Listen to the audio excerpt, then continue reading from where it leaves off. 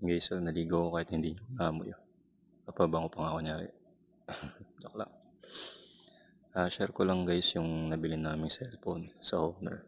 Pinapa-video kasi sa amin para in case na may sira yung cellphone, ma-avail pa namin yung warranty. Ayan.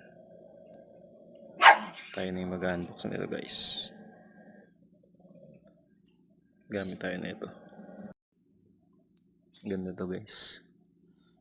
Hindi ko na isa-share yung mga specs nito kasi hindi naman tayo content creator ng mga ganitong gadget. Pero sana someday, Jesus name. Ayan pala guys yung price nito. Pangalawa sa pinakamura nila. Tapos yung sumunod dito guys, yung sumunod dito yung sikat sa TikTok tsaka YouTube.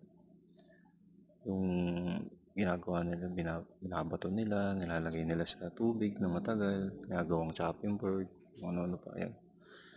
Pero yung minagustuhan ko talaga dito, yung may dual cam siya. Pwede mong gamitin sa kung saan, lalo sa biyahe, ganun. Pwede rin sa pag-vlog, ganyan. Yan o. Ganda ng ano niya, nakasild talaga. Ganda ng texture ng ano. Yan. Ganda guys. No, parang fiber.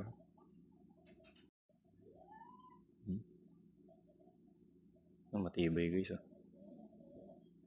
Open natin. Napansin ko pala dito guys, para siyang Samsung na iPhone ganyan. Pero parang mas lamang yung Samsung. Ganda.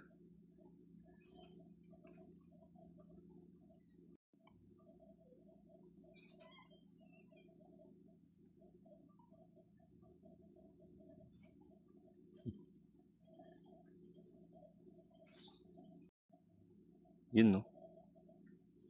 Magic OS. Nice. Ganda nito guys.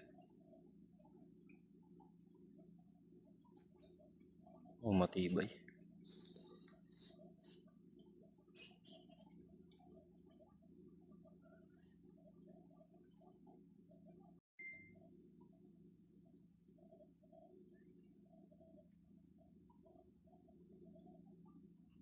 Manual niya. Saka yung pin.